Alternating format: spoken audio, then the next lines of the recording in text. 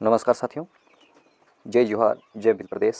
साथियों, आज के इस वीडियो में अपन बात करेंगे, बहुत खुशी की बात है साथियों। बांसवाड़ा जिले की बागीदोरा विधानसभा सीट पर हुए उपचुनाव में नवगठित भारत आदिवासी पार्टी बीएपी के उम्मीदवार जय कृष्ण पटेल के बारे में।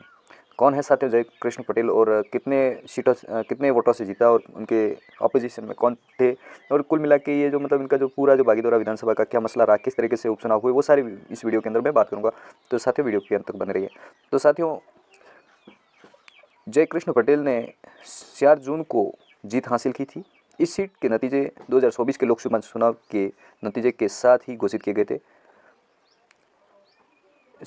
जो पटेल ने भारत जनता पार्टी की सुभाष तबोलिया को 51,434 मतों से प्रभावशाली अंतर से हराया।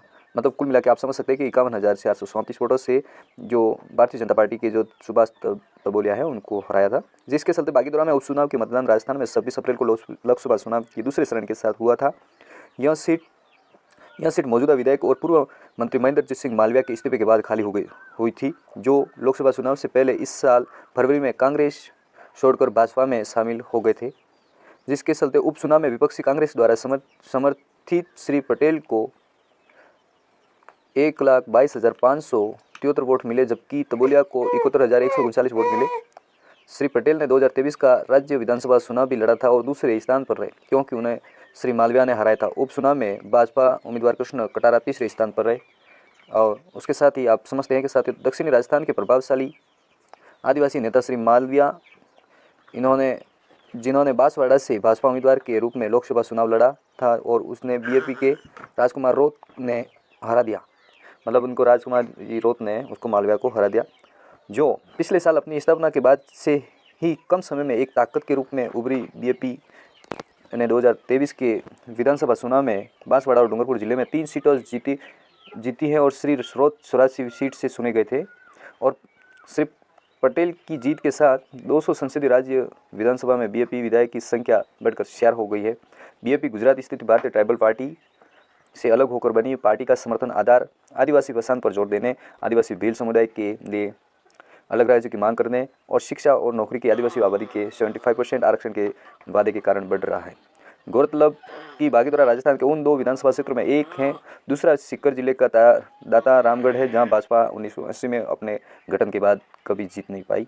इसी के साथ में आप समझ सकते हैं कि साथियों की जो भारत आदिवासी पार्टी के जो एमएलए हैं वो पहले 3 थे, अब बढ़ के 4 हो चुके हैं, और एक सांसद राजकुमार जी रोत, जिस तरीके से आपको पता है कि सांसद अभी इस वक्त 84 विधानसभा के अंदर इन्होंने जो वो किया था, चुनाव लड़ा था पद पे रहते हुए 84 पे, तो उनके भी चुनाव होना बाकी है। तो हो सकता है अपना भारत आदिवासी पार्टी ही इन्हें कवर में करेगी। और साथ ही समझ सकते हैं कि जो जय कृष्ण पटेल ये जो नज़र आ रहे हैं आपको, ये जीते हैं महेंद्रजीत सिंह मालविया के उस विधानसभा से जो आदिवासियों का गढ़ कहा जाता है बागीदोरा।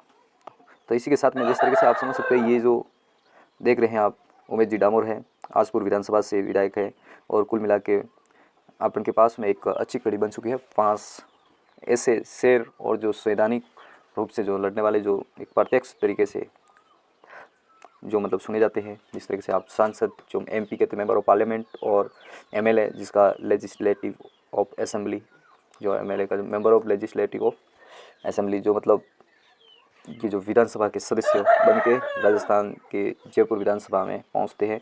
तो साथियों, जय जोहार, जय भील प्रदेश। और अच्छी तरीके से आने वाले समय में अपन इनका जो भारत आदिवासी पार्टी का जो जो प्रसार है अच्छी तरीके से करेंगे। उसके साथ में अपन सभी लोगों को साथ में रह के और 36 कौमों को साथ में लेकर चलने वाले एक भारत आदिवासी पार्टी हमेशा लोगों के प्रति संवेदनशील रहेगी। आपको पुनः जय जोहार, जय भील प्रदेश।